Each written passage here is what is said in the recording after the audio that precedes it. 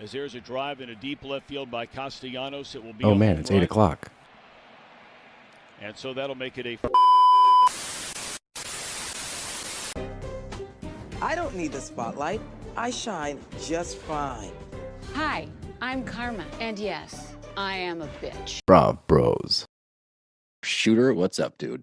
Not a lot. I love the introduction. Very Lala, very the Don, in case people didn't know where that was coming from. But a lot going on this week. I'm sitting over here packing, getting ready for a golf trip while trying to squeeze in a little extra motivation to get going for the live show tonight. We're remote right now, as you can see. Is our first ever remote podcast, not interviewing somebody else. Yeah. I mean, I think it's going to go well. We don't have to sit next to each other and, I don't have to see you in person, which is always better for me. Yeah, it's always. Yeah, don't worry. You'll get ideal. your fill tonight. You'll get your fill tonight.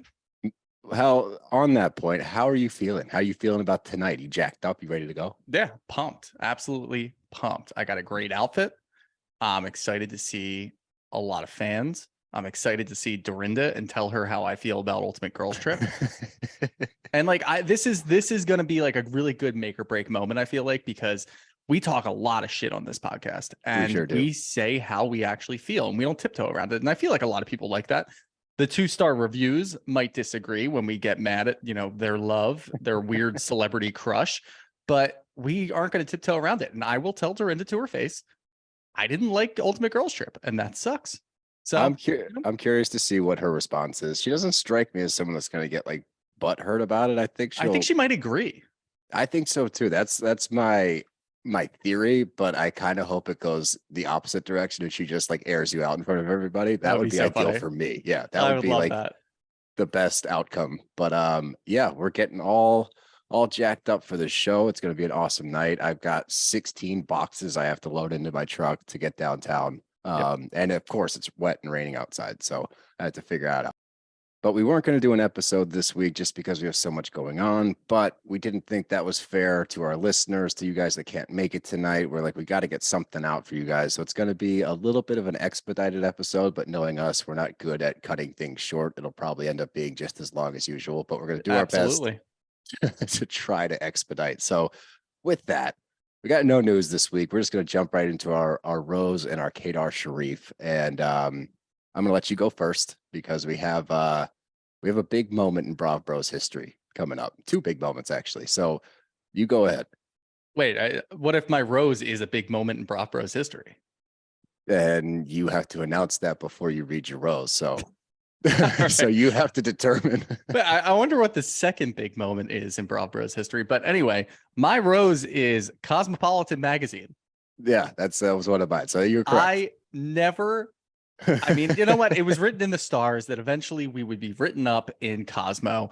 We had no idea. It was the funniest thing. You were just Googling us, which I think is hilarious. Well, here's the thing. I Google us periodically to see if people are talking shit on Reddit because I don't know how to work Reddit. It's the only way I can find us on Reddit. So every once in a while I'll Google like BravBros just to see if people are talking smack or there's a funny comment for the Rose and Thorn.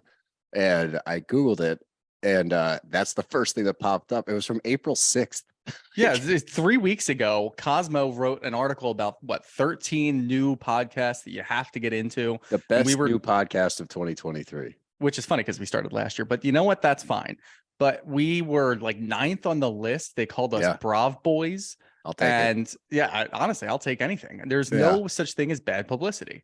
But we had no idea that this even happens. Nobody let us know. So you found it and sent it to me. And I'm like, that is hilarious. I've been laughing about it for like 12 hours now.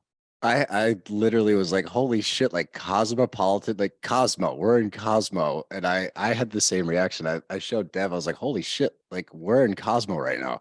And she was like, that's amazing. We have to like print it out and frame it and everything. I'm like, yeah, totally. It's like, it's an amazing thing. And I'm so pumped that we have that. But I think to your point, not in a billion years did I ever think that the names Steele and Shooter would be in Cosmo.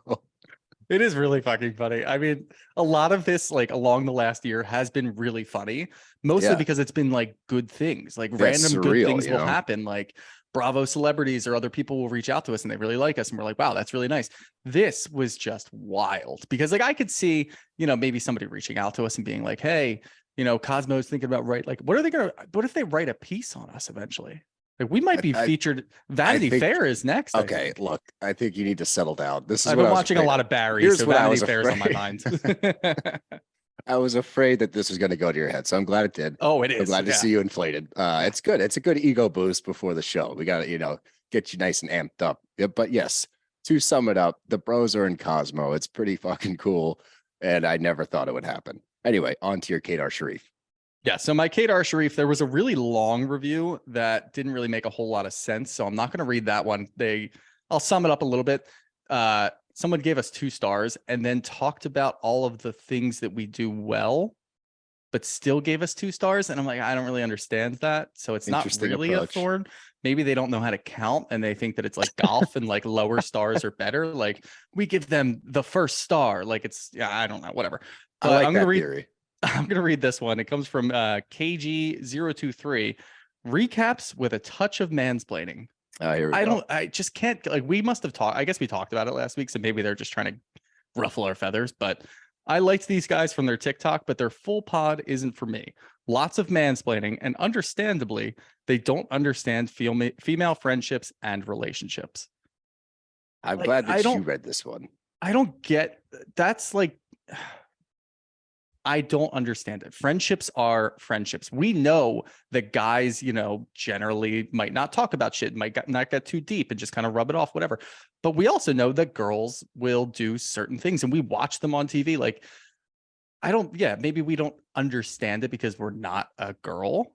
For sure. But at the same time, we've watched so much of this that we don't really dig up super deep. We just kind of surface level. So I think we look for patterns, right? Like that's we don't tell them what to do, I don't think. No, and here's my thing. Because there was a few of those this week, and that's always, I feel like the easiest way to come at us is just by saying oh, mansplain, and just let it go. Or saying you guys need a female perspective. Look, I'm not saying that we won't bring on somebody to give us a different perspective. I think that's important to always have other perspectives. I also understand that there are nuances to a female relationship that maybe we don't understand, but we don't claim to. My whole thing with these reviews is look, one, there's a lot of female podcasts out there that have the same views that we do.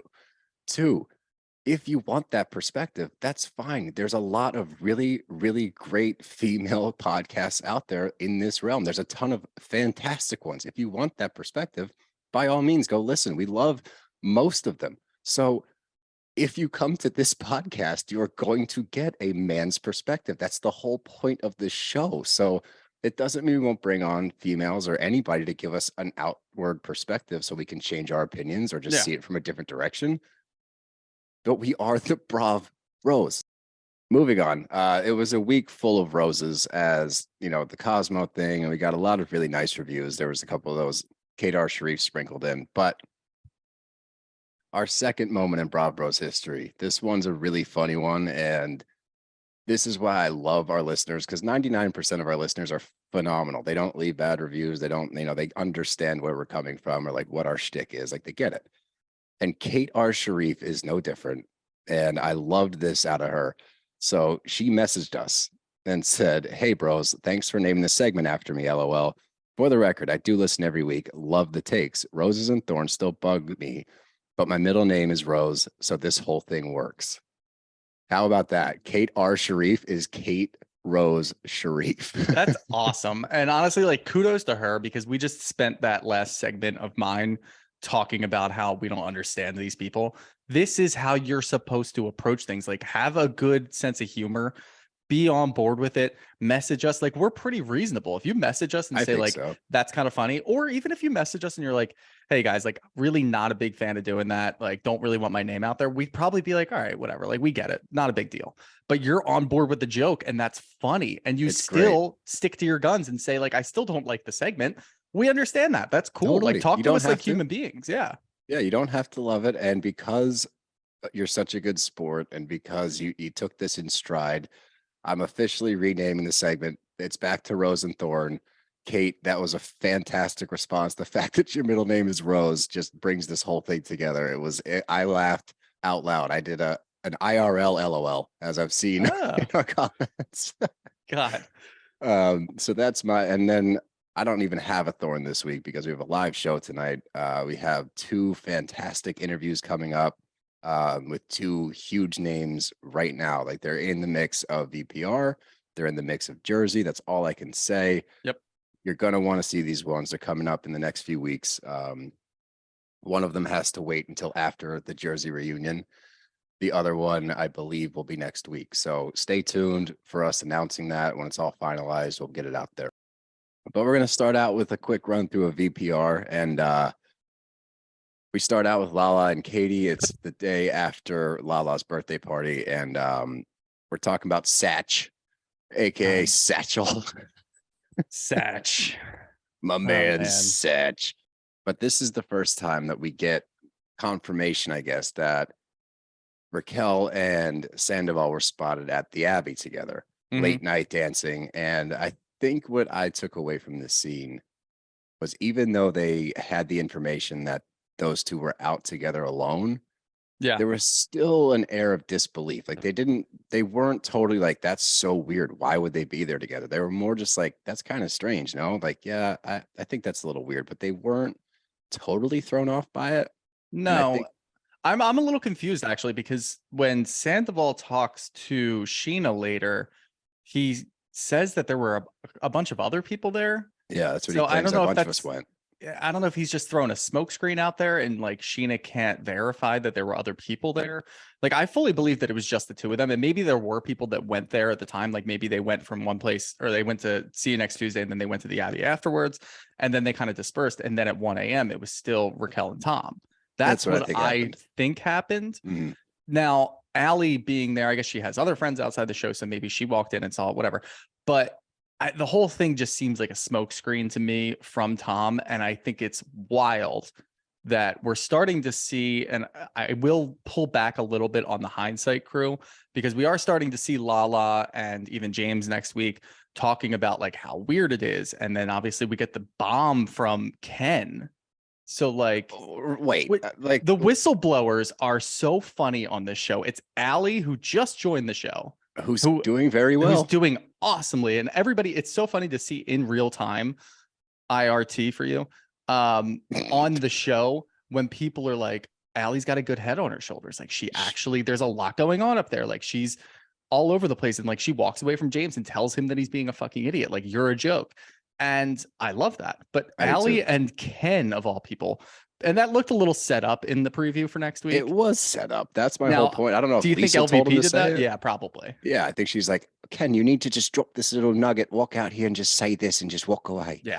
Like, I think that's totally planned. Like, clearly, like, Ken's not getting in the mix without being told to do so. Like, my man. I wish he would, though. I do. So funny. It's really funny because you see this like delightful little old man. Like, I can't believe that Raquel was over at Sandoval's and they were in the hot tub. He's not a good actor. Why? No, he's terrible. But like, it's almost so bad it's good. Like, oh, which is a plug for on Ryan Bailey's podcast this week. So go check that out. So bad it's good with Ryan Bailey. We finished our convo from last week on our podcast. It was a great time as usual. So go check that out. But moving on, we get this setup scene from the Toms of trying to make Sandoval look like a victim and making Sandoval out to be the good guy in this situation. Like he's starting to plant seeds. So clearly in his mind, he needs to get set up to leave this relationship with Ariana. That's how I took this. And yes.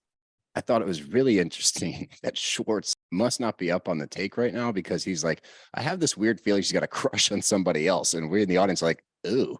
And Sandoval's face lights up. He's like, really? Like, oh, really? Who are you talking about? Could it be me? It really is. Like, it's so weird to see this in, knowing what we know at this point in time. And like, we spent the last couple of weeks looking for these tiny little context clues. Mm-hmm. And now it's just full bore like this. And I don't know if maybe Bravo cut it a little differently. Maybe they did. I assume they probably would have.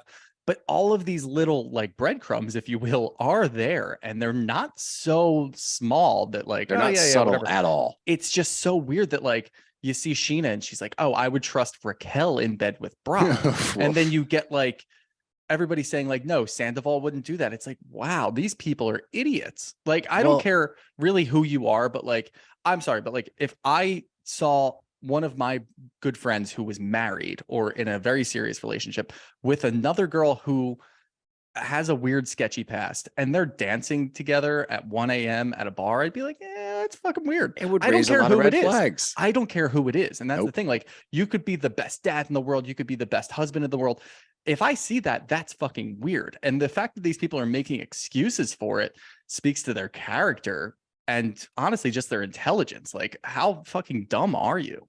Well, I agree. I think that if you see that something so blaringly obvious in the moment, like, there should be more questions than giving them the benefit of the doubt. They seem to be leaning towards the benefit of the doubt, but I think that that's a good portrayal of we as an audience when we found out, because it's so hard to believe, because Sandoval and Ariana have been this rock weirdly for so long in the Vanderpump world that they were so solid in our eyes and in their friends' eyes that even seeing him dance with Raquel at the Abbey, everyone's still like, there's just no way. Like, he wouldn't step out on Ariana. It's not going to happen. So I do agree with you, where if I saw anybody doing that, I'd be like, what the fuck? And I would ask them immediately, like, dude, what are you doing? But I do understand that they're like with the benefit of the doubt thing, because it's just so unbelievable. But then we move on with James and Allie real quick. And this is where Allie talks to James about seeing them at the Abbey. And she's trying to figure out like the best plan of action here. And then even James is like, no, I don't think there's anything like of it. Maybe go talk to Sheena because she loves gossip and like she'll say it anyway. Well, I like that Allie's thought was like, I don't want to be involved in this at all, but maybe I'll go talk to Ariana. It's like, and then James with an actual brain goes, yeah, no, if you don't want to be involved, then you probably shouldn't go talk to her. Like, that's how muddy water. Go? Yeah, muddy water, exactly. And I just love that, like, and this is just the innocence or like the amateurism of not being in this show for long enough, where Allie's like, I just don't want to be in the middle of this. It's like, oh, no. As soon as you told Katie and Lala at Lala's apartment that this happened, you're immediately in the middle of this. As soon as you saw it, honestly. Yeah, she wants to be in it. You think it's more of an act, like, I don't want to really be involved, but she is definitely involved and she's okay with that. Yeah, totally. I think that the only reason she's still with James at this point is to be on the show. Or I think that's why she got with James in the first place. I think they're still together, so maybe it's developed into something more. But I think watching her deal with his shit, like, you understand that, she knows the assignment. She's like, all right, like, I want to be part of this. I want to be part of the show. Here's my ticket in. They might actually have genuine feelings. I'm not trying to knock their relationship, but it does seem like she has an agenda. And I think she's doing it really well. She's playing the game the right way because she's smarter than a lot of these people. Like, she gets it. She understands it. And she knows how to play it to where she never comes out looking like she's crazy. Like, she's always kind of mellow. She's always even keeled. And I think it's a great approach, especially with this group, because if shit pops off, which it will always, she can always walk away from the situation. Be like, I'm not dealing with this shit. She can drop a bomb and walk away successfully. So I think she's playing the game really well. And that'll take us immediately to her talking to Sheena. And this whole scene we talked about a little bit already, but I was literally like cringing I was like, oh my God. Like, I feel bad for Sheena that she has to watch this back knowing what she knows now, because she's like, Sandoval and Brock are like big brothers to Raquel. I was like, oh, gross. And like, I would trust him in the same bed. I was like, what the fuck does that even mean? It's just a weird thing to say. Like, why does your brain go there? I don't know. You don't have to go that far. Like, we get it. You're trying to hammer this point home, but like, nah, you know what? If Dev was in bed with another dude, even if he was my best friend, I'd be like, hey, get the fuck out of bed. What's going on here? Yeah. Like, I just don't, it's so fucking weird. And all Allie said was like, could you imagine if like Brock was dancing with Raquel at a club at 1 a.m.? She's like, I'll do you one better. He's in bed with her now and they're not doing anything. And I trust that. Yeah, it's like, okay, weirdo. Yeah, it did not age well at all. But she lets her know, like, the minute I see Sandoval, I'm going to beeline it right to him, which is what Allie wanted. Like, she wanted to plant the seed and not be involved in the actual interaction of it. But she wants to get this ball rolling. And she does. Again, a very good job. Allie's killing it this season. And I really like her. I don't like her and James together necessarily. No. But at the same time, I don't know. They have a weird, funny dynamic. They do. And I think that really the things that I don't like about them together really revolves around Raquel. And I hope that this whole Raquel Sandoval thing, now, obviously, we know James is going to go crazy because him and Lala, when they're on the same page, they're almost like the same exact person. Yeah, so it's really tough to get through that. But I'm sure that this is kind of giving him a little bit of closure and maybe finally moving on. And that might be why him and Allie are still together and they're doing well. Maybe. Is because maybe he finally moved on, because that was really my only gripe is every time that they're together, like James has to bring up Raquel and talk about what she's doing with Schwartz. And now he's going to talk about the Sandoval thing. It's like, all right, move past that. When it's just the two of them alone, I think that they have like really funny scenes. And I like that. Again, we got a little bit more of astrology, but I'm okay with Allie's version of astrology because it seems like she's like really invested in it. At least she's studying not annoying. It, I guess. She's smart. She's studying it. She is smart. I'm not saying she's not smart. It's just like, I don't know, dude. When you start talking about 16 moons in the seventh house of the Lord or whoever, I don't know. I guess spiritual is not religious, so I don't know. I like her. I'm trying not to hold the astrology thing against her. I also don't like.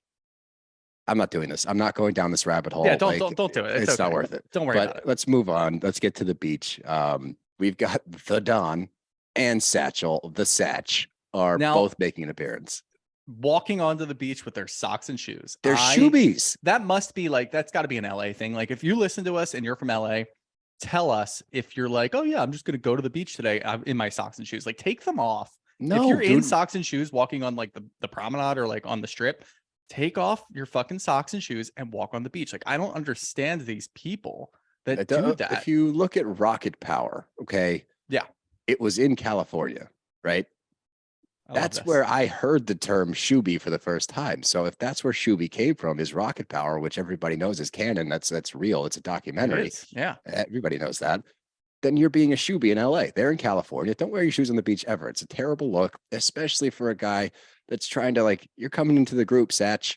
You're off to a tough start. You're getting a lot of flack from the commenters and a lot of flack from the audience. So do yourself a favor, buddy. Don't wear shoes on the beach. You're going to be on TV, man. Come on.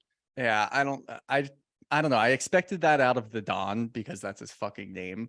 But Satch, dude, Satch looks like he plays hacky sack on the beach every day. Yeah, that's a good point. What I mean? Maybe that's why he brought his shoes. Because if you try to kick a hacky sack with your bare foot, it doesn't really feel that great. So maybe he wanted to wear the shoes and hack it up, brother. The interesting thing is someone posted a picture of him pre-permed haircut. He looked normal. He looked okay. It was not a terrible look. He's a run-of-the-mill looking guy. I would very much see him and Katie together. But you throw the permed hair in there and I just can't. Yeah, that's the weird LA shit that us on the East Coast, we're just never gonna understand. I don't get it. It's just weird. I don't want to give a scathing indictment of Satch because we don't know him at all. We haven't really gotten anything out of him. So he could be but he could be a good dude and he's just getting dragged because of his haircut. I'm sure he is a really nice guy. Is he a little overly affectionate? And I don't want to watch that for sure. He doesn't talk at all. He's probably pretty quiet. So, I'm sure he's a nice guy. Just looks a little weird. And I will always roast anybody that walks on the beach with socks and shoes. Oh, well, they deserve it. But the big thing here is going back to the James and Schwartz issue with Raquel and all that nonsense. You think he's moving past it. You think he's getting better. Schwartz makes an off-color joke and it didn't land. It was, is this cascade opening bigger than Rachella? Wasn't funny. And it pissed off James to the point where he throws an absolute temper tantrum and starts stomping around the beach because he's insecure about that's all I get from this is insecurity. Yeah. And I don't really know why you feel the need to be insecure. Is it because you feel punked that Schwartz made out with your girl and now you're sitting on a blanket with him? Is that what it is? Is it simply because he's belittling the cascade thing? I didn't understand why he got as amped up as he did. And I know James is known for that, but it still was such a big reaction. I think that what really happens is he's not getting any gratification from other people and he views this in his own mind. And because he's so, and we could say this, everybody knows it, he's so egotistical that when something like this happens and he gets this kind of opportunity, he gets amped up about it and his emotions are through the roof. If somebody doesn't match that, and we didn't see anybody, Lala even was just oh yeah, cool, great. Nobody else in the group was congratulations, James. That's fucking awesome. No one said a word, which sucks. So that does suck. And I'm sure it bothers him. And then when you throw a joke on top of that about your past engagement with the girl that you just hooked up with, I actually think that James is fine to fucking pop off like that. I have no issues with him popping off like that because Schwartz deserves a drink in the face. He deserves to get punched in the face. He needs to get punched in the face by someone. I agree with Lauren, tough girl Lauren, a little bit later when she says you need a fist in your face. He does. he's been getting away with this dumb bullshit forever.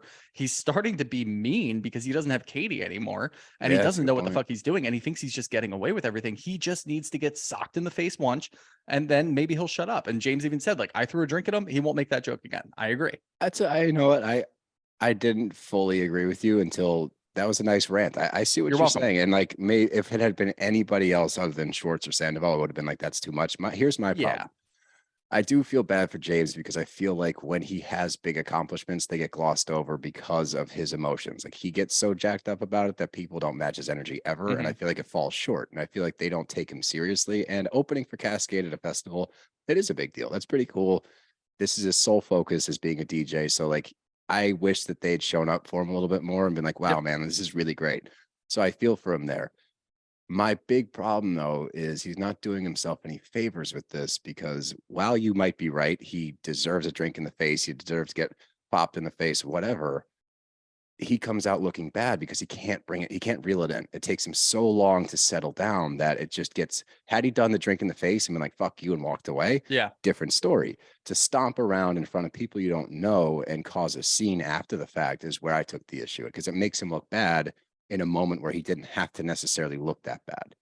Yeah. I mean, if you're DJ James Kennedy, you probably don't give a shit that you don't know these people. Like, who cares if you're going to stop? Like, most of them do know you.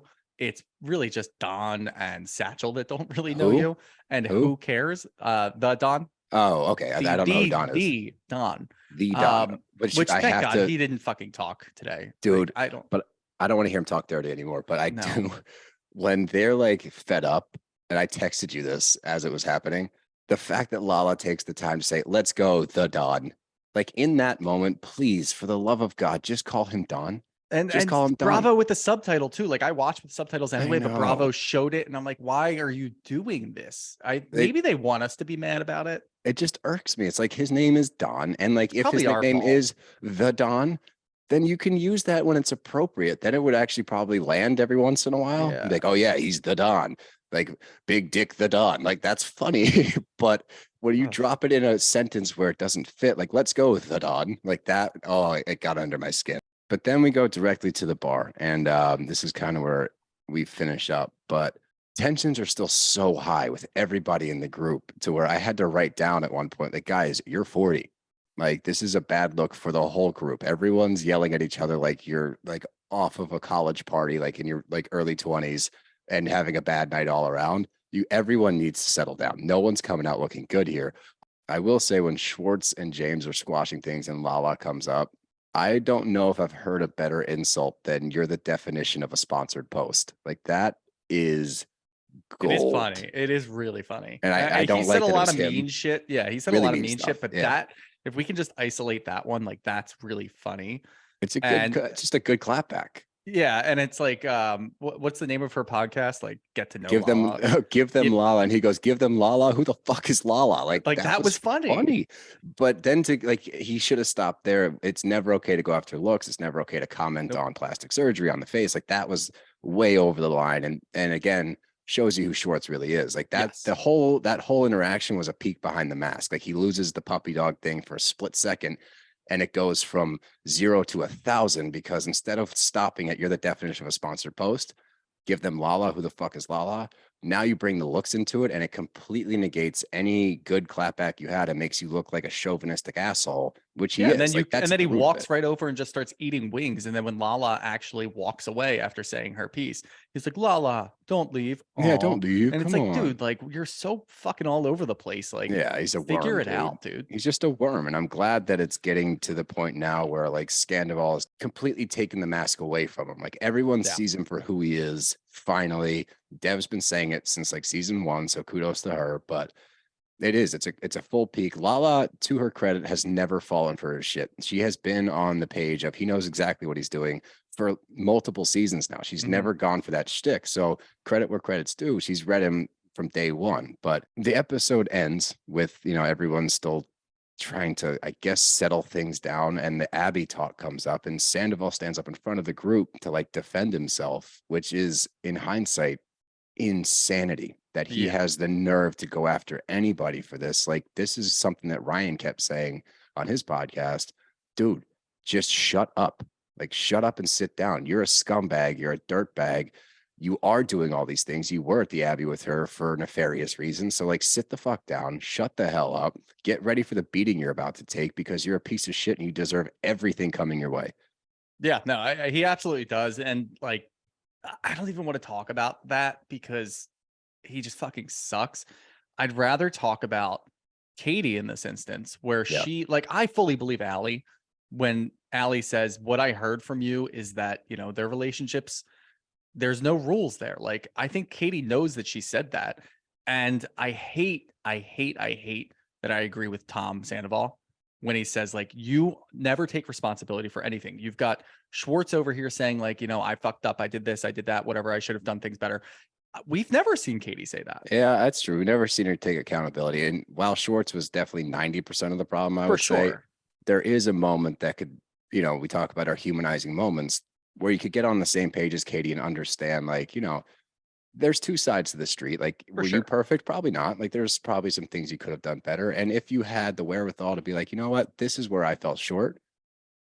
We all know that Schwartz is the problem, but it would go a long way with the audience and your friends probably if you're just like, yeah, you know, I could have done better here. He's the problem for sure. We get it. Yeah, but, we know, you know that. And we can see that perfect. now. Yeah, exactly. What's up, bros? Still here to talk to you guys about Factor. For those of you that know, I'm a personal trainer. I'm a professional chef. So food and fitness are both extremely important to me. And I also know how difficult it is to eat healthy all the time. It takes a long time to meal prep. You might not like the same thing every day. It gets boring. It gets plain. So I totally get it. I also ran my own meal prep company for 2 years. So this is something near and dear to my heart.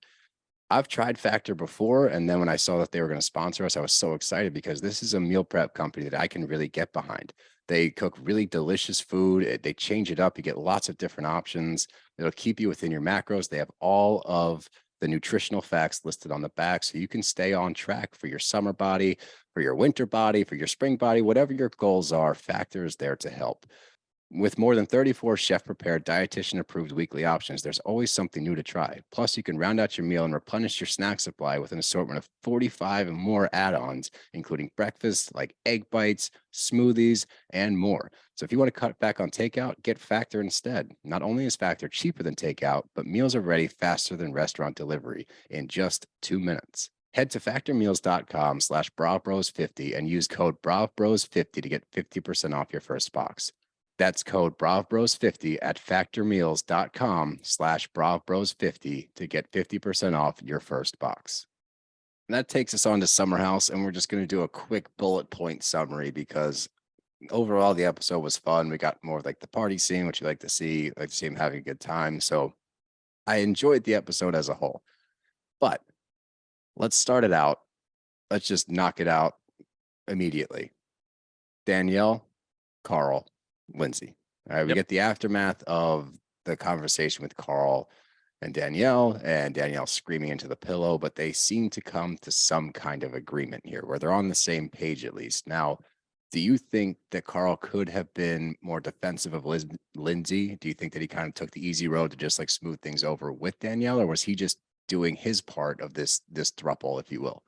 Yeah, I've been struggling with how I feel about how Carl's handling a lot of things because in a way I see a lot of growth, and like I've been watching the show for years and I've seen Carl in the past just be a complete dick, and now it seems like he's trying to smooth things over. He's trying to take, you know, sort of like the path of least resistance, and he's eating a lot of shit while doing this. He's being very mature. He's being entirely like very mature.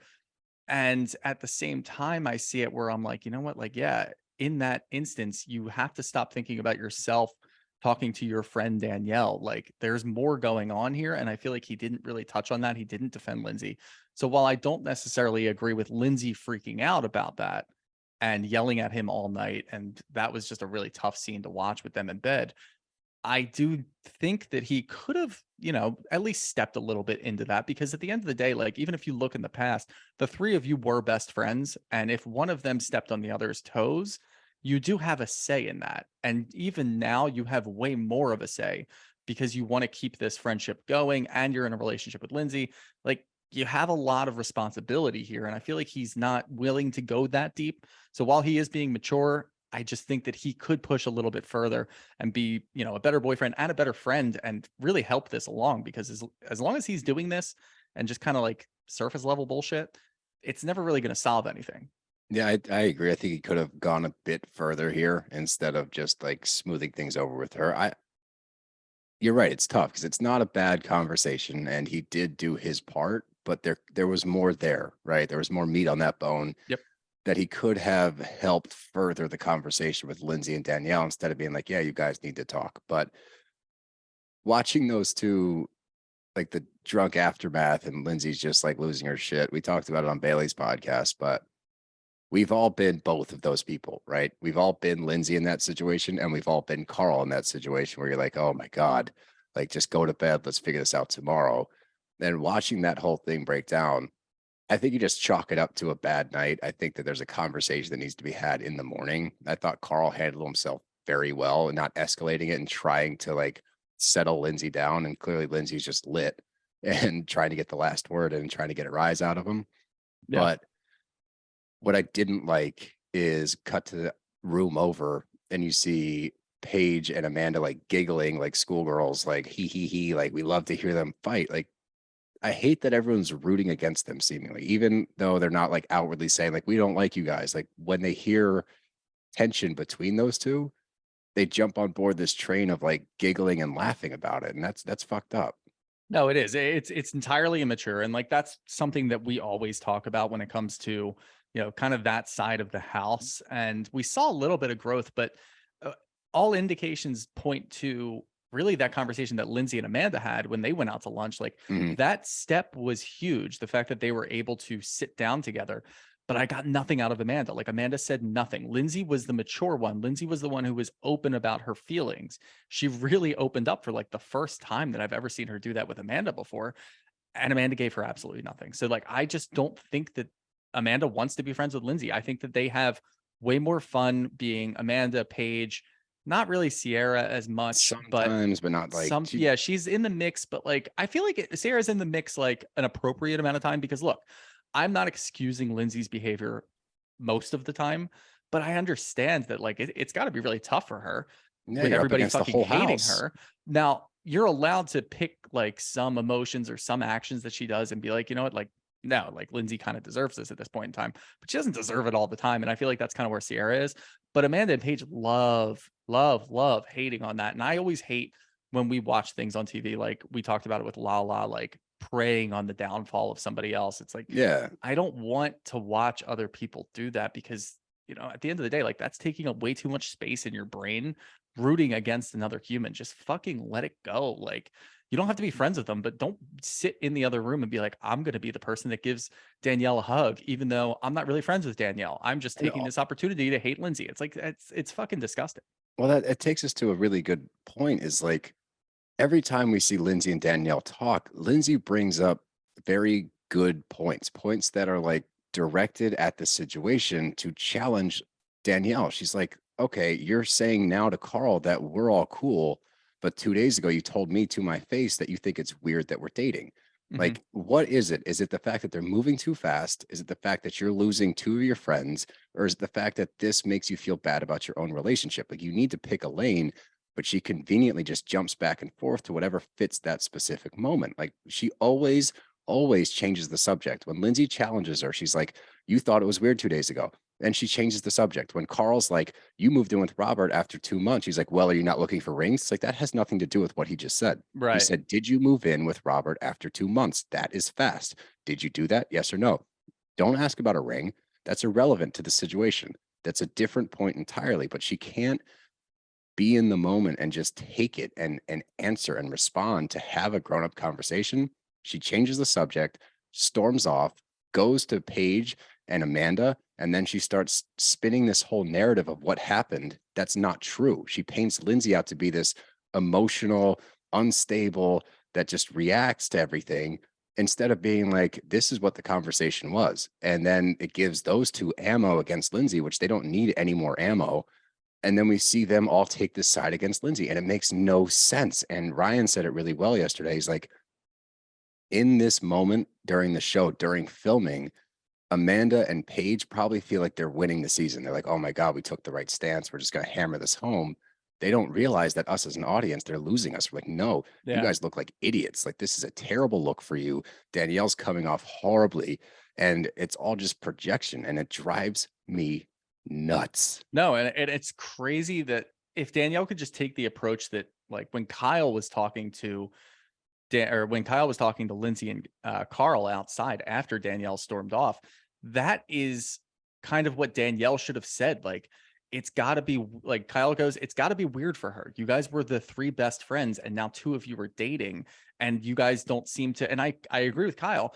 Carl and Lindsay don't seem to be inclusive of Danielle. Like, just because you 2 are dating doesn't mean that the 3 of you can't hang out still. Like, right. You can reach out and be like, hey, what are you up to? Like, you want to come over for dinner? It'll make it a little bit easier to understand that they're dating. It's the problem is that Lindsay and Carl seem to only hang out with each other all the time.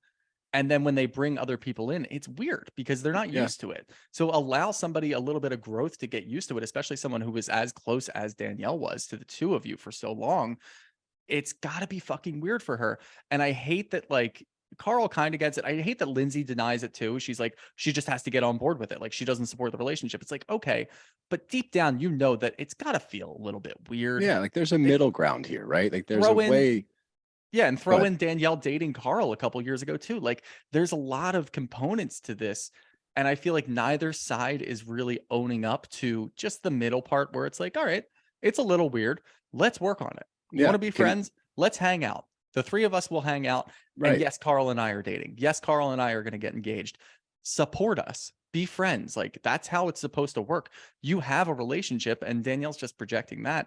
But now that, that's kind of gone to the wayside, who knows where they are? And we talked to Carl a couple of weeks ago, and it seems like, there's hope maybe for Danielle in the future to be friends with them. But right now, you just can't really see a path forward because she's not supporting the relationship. No, and I think you said it really well. There's a place where they can admit their faults and be like, yeah, we could be doing better, and we apologize, but you're handling this terribly. And I think that that's where they would find some kind of peace.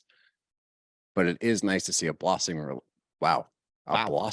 relationship with Kory and Sam headed to Montauk for the week before next weekend. And it appears to me that Bravo realized Kory Kiefer saved this show. And they're like, we just need you to keep coming back. You're part of the cast now, because without you, this was a dud. Without Sam, it was a dud. Those 2 are carrying the season. They're doing a great job. I love how crazy they are together, and they like match each other's energy the whole time. Like, that's fun. That's finally some fun shit to watch on this show. So I'm all here for it. Yeah. And we talked to Ryan about it, and we can kind of just gloss over the rest of it because not a whole lot more happened. But when it comes to the newbies, like when you have somebody like Chris and Sam and Gabby coming into the house, and like Maya, who the hell knows where she is, they aren't able to grow. They're not able to kind of find their comfort zone on this show because you have an existing fight with the older cast. Like, mixing in new people and just throwing them at the wall isn't always going to work. But for some reason, you bring Kory in, and all of a sudden, Summer House is back. They're partying, they're having fun, they're doing shots, they're dancing, they're, wanting to go out and like pushing people to go forward.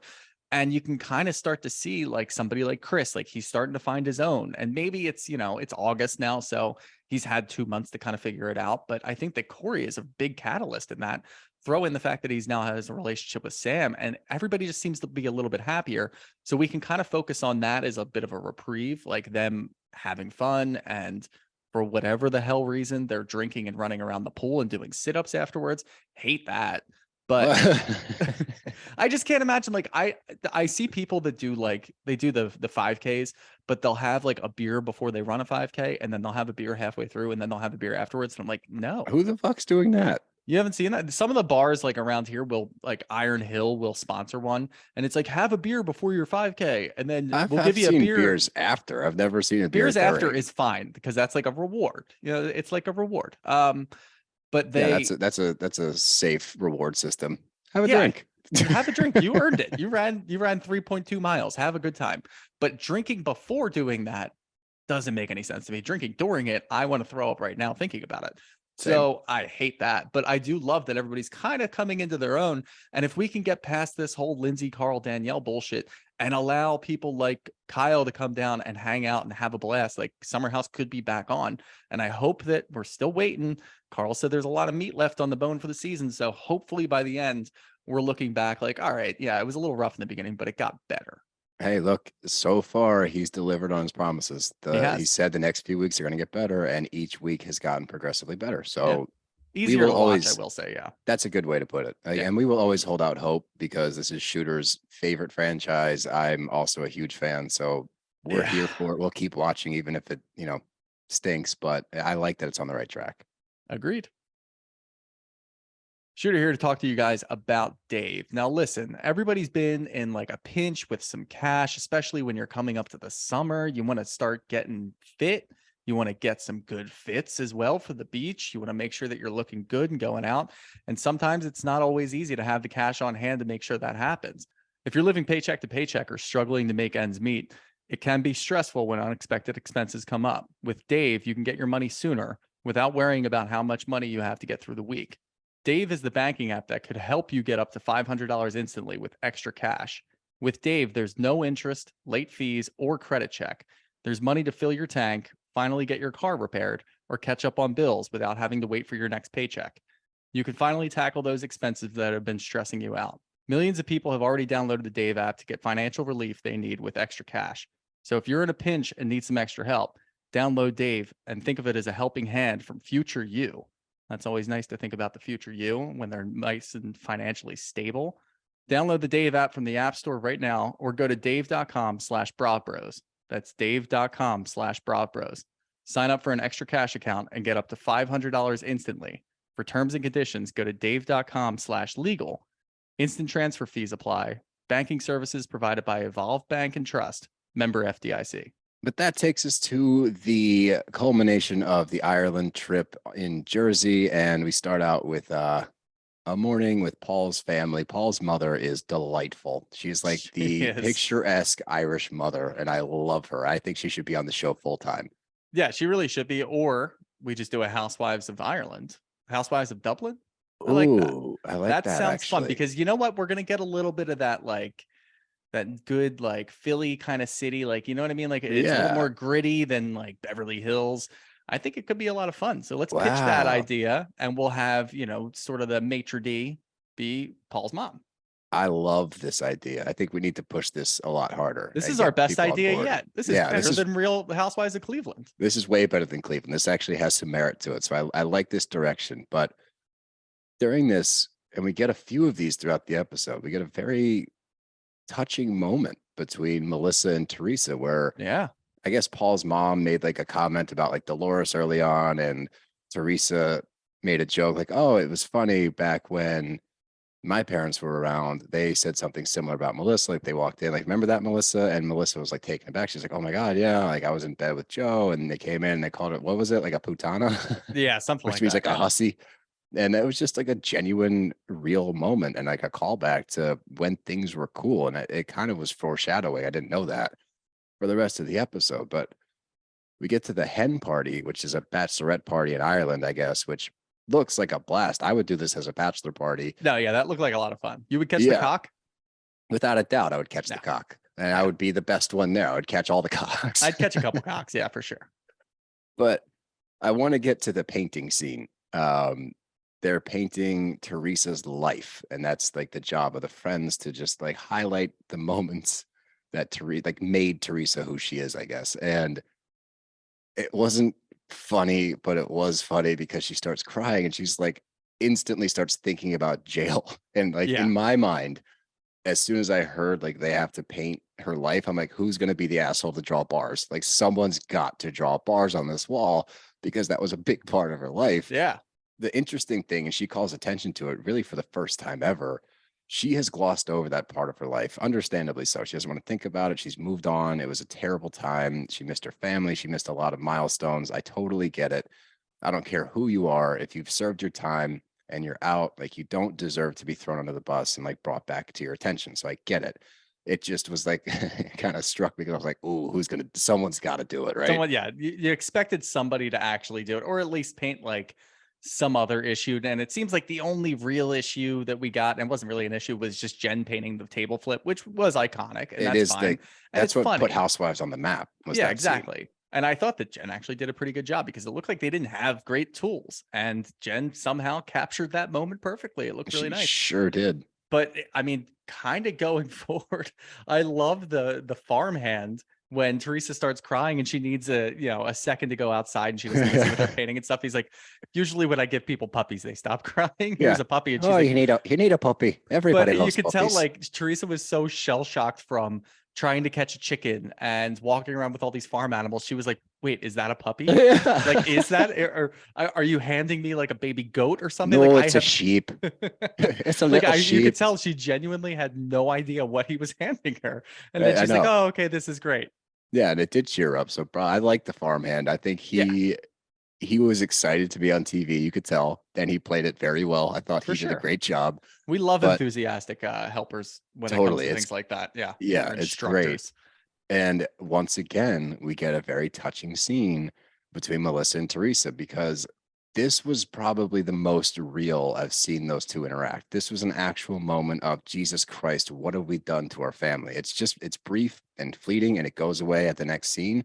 And that's kind of their MO. They have these touching moments and then it's quickly back to the shit that we get tired of. But Melissa starts crying because it's Teresa's mom and dad coming over from Italy and then their family growing from there. And it was a terrible drawing, but it was a very, very touching, like what it meant. And to see them cry and embrace each other and have that confession where it's like, what have we done to our family? Like our parents would be so disappointed in us. I was like, wow, there is a path forward if someone's willing to take that step, but they just refuse to. And we see it when they get to the lunch. Teresa immediately says, when Danielle is reacting to like seeing her and Melissa feuding, and she's like, yeah, it's really hard. Like, I don't have a family. She says, I don't have a family. And it's just immediately after that touching moment with your sister-in-law. So it's like 2 steps forward, 10 steps back. You don't have to say that. Just like accept this for what it is. It's a nice moment. See where it can go from here. But again, I say it all the time. No one's going to bend the knee. No one's going to take ownership and just be like, you know what? Our family's more important than our trivial bullshit. Let's just move on. Let's gloss over it. You're right. I'm wrong. And during that painting scene, Teresa invites Melissa to be part of the wedding and immediately rescinds it. Immediately. Jen's like, this wait, is the thing. And when she rescinded it, I felt like, who was it? Was it Marge who was like, wait, are you inviting them to the wedding? Jen. Jen said that. Oh, yeah. And I could tell like Jen felt weird about that. It was almost inflammatory, right? Yeah. And then that kind of brought Teresa right back down. Like there was a nice moment there where Melissa was completely speechless. She was like, what? Like, you want to do what? And Jen had to say that. And then Teresa kicks right back in. She's like, no, absolutely not. Like, what the fuck? And like, you have this nice touching moment. And honestly, like, I'm starting to shade a little bit more towards Melissa's side because I kind of get it. Like, you've done these things and you had a really nice moment and you took time out of your day to be really nice to her. And I honestly thought that that was a direct correlation to Teresa and Melissa having that nice moment at breakfast. And then Melissa felt more comfortable doing something like this. If that didn't happen, maybe she wouldn't have done something this nice. She tries to go out of her way to be nice again. And she starts crying and she's actually showing emotion and saying that she's sorry about how things are going. And Teresa can't get out of her own fucking way. And like, I kind of get it. Like Melissa and Joe, Joe is inflammatory, but Melissa on her end, she's like, why would I continue to try? Like every time that I do try, Teresa does this. Yeah. And I've never really seen Teresa, like when she does try, she immediately pulls back herself. When Melissa tries, Teresa squashes her down. So it's really tough. And I'm shading that way, if you will. And again, we don't really need to pick sides. We just want it to go away. It's not as sides. Long as it's here, like we're still going to have opinions on how it's going. And that's kind of where I am right now. Yeah. And I think I'm going to put a disclaimer out there. This is not saying that Shooter's on a team. I'm on a team. I'm on the Gorga team. Whoa. I'm going to go full flat Gorga. out. Okay. Yeah, flat that's out fine. Gorga. But I think that if you look at just the details, right, trying to stay as objective as possible, like, does Melissa do shady shit? Absolutely. She's not blameless here. We know that. We're not saying she is. We're not saying she hasn't played a major part in this, but we are seeing moments that could be great for their relationship. and it seems like Teresa's the one knocking them down. So yeah, I'm leaning more towards the Gorgas. I'm not picking a side, but I am definitely leaning that way, and mainly because I'm worried about Teresa and Louis' relationship, just his influence on her overall, the more and more we see from him. But the last thing we need to talk about this episode, I mean, we can quickly touch on the dudes getting stoned, which is ironic that Marge not only is okay with it, but champions it by bringing in like a munchie cart after she calls Jen a drug addict for smoking weed. And now she's an advocate for munchies and smoking weed at her house. It makes absolutely no sense. Well, she did apologize, right? She did say that was too harsh. Okay. But look, anytime that Marge actually apologizes, though, you have to fucking think about it. Like, she never actually apologizes. So when it does happen, you're like, all right, I think that is a genuine apology. You have this weird thing with Marge, and I don't appreciate it. I really don't. There at one moment you're like on my team, like anti-Marge. The next, you're like, I kind of see where she's coming from. So like no, I don't see where she's coming from at all. She never should have said that in the first place. Okay. And for her to do this now is entirely hypocritical. It's really rough. Thank you. But she did apologize at some point. So I'm just saying, pointing to you the love apology. Marge. I'm just saying. I love Marge. No, but I do love her husband. Like, he is Joe's fucking great. hilarious. The way he got so high and just continued to smoke. And then everybody's just like in the middle of what might be a feud a bit with Fuda stepping up and saying something to Danielle's husband. Hey, too high to get through it. Yeah, what's up with your wife calling my wife a rat? And neither of them were backing down for the 20 seconds that we got to see. And then you get Frankie and Joey just giggling over there because you can't Frank got Joe high. And then they just go, look at Joe Benino. Like, he is out of it. His eyes are like this. Funny. Like, he can't even see straight. I love that. And Bill was so excited because that's what he wants to do. Like, that's probably what he's doing in the pool house. 100%. He's smoking a fat blunt and like avoiding his family. But I there's mixed reviews always when it's just a husbands only scene. I love them. I think they're great. That might be great. It might be a dude approach maybe from us, like just be like, oh, we love to see this kind of shit. But also it's just a nice reprieve to see people giggle and have fun. And it was really funny to see them attempt to start fights. You see Joe start to do what Joey Gorga start to do one of his speeches where he's like, I want to raise my kids with love and I want them to love everybody. And he can't stay focused long enough to finish a sentence and he just stops talking. He's like, I forget what I was saying. It's like, you know what, Joe? That's okay. Just accept the moment, get stoned with your buddies, eat some cheeseburgers and shit and hang out. It doesn't have to be deep all the time. So I like this little reprieve. But the thing that we're going to tie it all together with, and it's exactly what Fuda brought up, Danielle versus Fuda. And I think we agree for the most part. We have different stances a little bit as far as like who's winning. What's your take? So Fuda versus Danielle, we see it pop off at the dinner table in Ireland. I personally am still a Danielle fan, but I would love to get your take.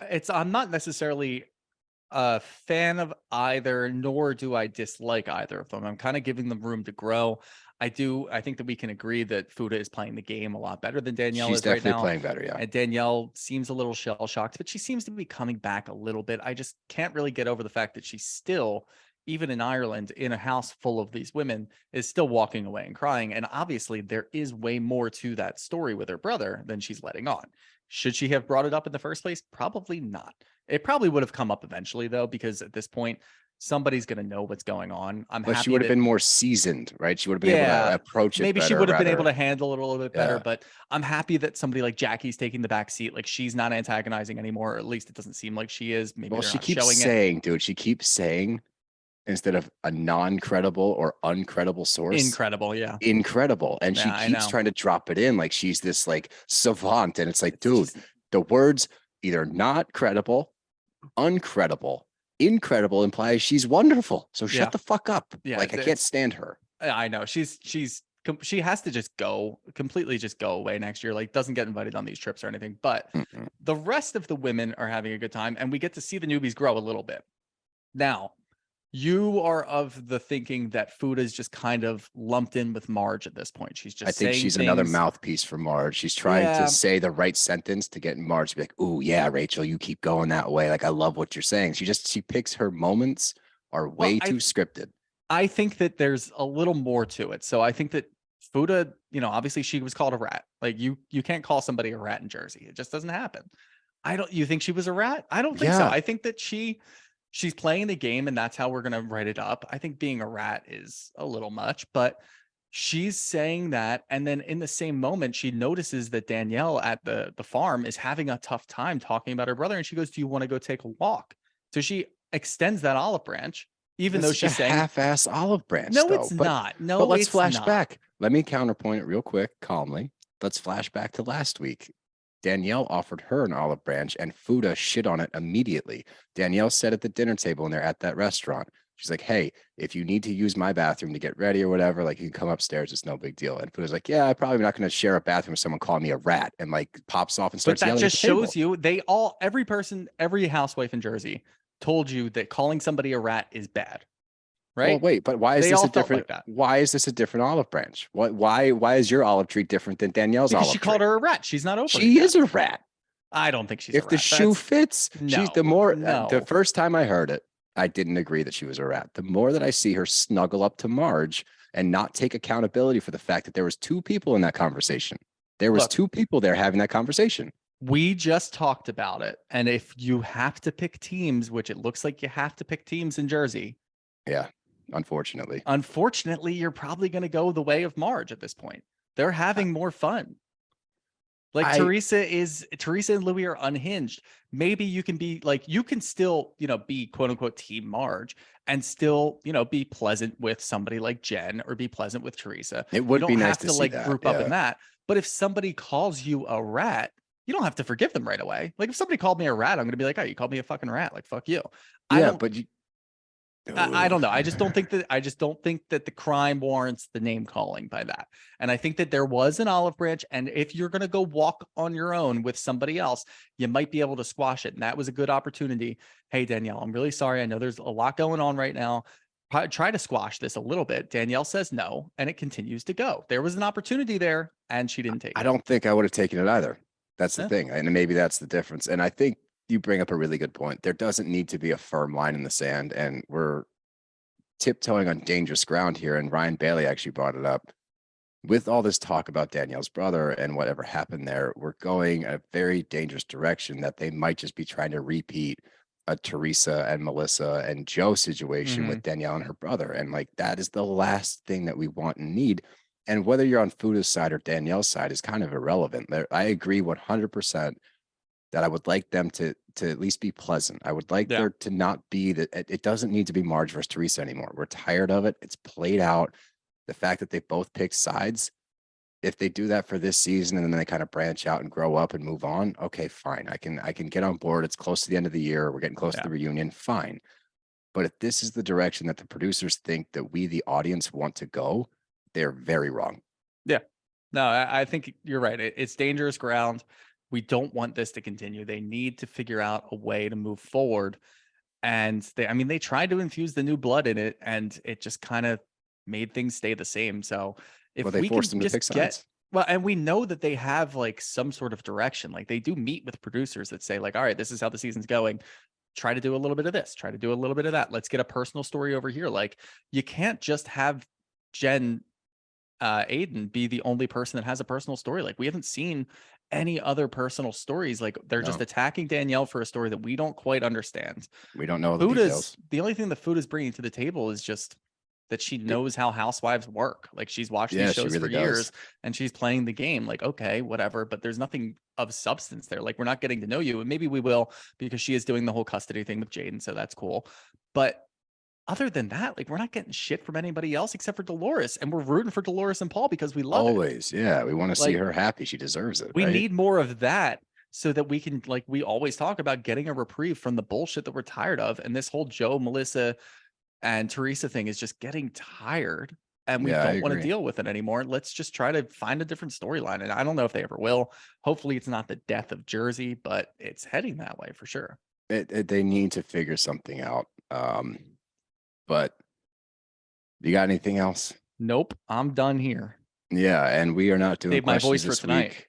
Yeah. Warm these pipes up, baby. But we will get back to our questions and everything next week. We need to lock in. I have to leave my house in like 2 hours with truckload of boxes. But I do want to take this time, box load of trucks, baby. But I do want to take this time to say thank you to all of our listeners. The fact that we are playing, I think by the time we get there, it's going to be sold out. I think there's like 10 tickets left. May 13th will be 1 year of doing the podcast. So thank you to our listeners for getting us to this point already. Like, it's never lost on us how crazy this journey is and how wild it is that we are able to do this every week, get paid for it, and do a live show in front of a full audience. Like, not in a million years did we think we'd be featured in Cosmo and all this crazy shit that's happening to us. And that's 100% a testament to you, our listeners. It has nothing to do with us. It's the support that we get day in and day out from you guys. So thank you so much. We will continue to do this. We love doing it. We love all of you. Well, it has a little something to do with us. You're such a smug asshole. You can't even just like have a moment with me. Just have a fucking moment, buddy. Whatever. BravBros are out of here. We'll see you at the show tonight. Bye.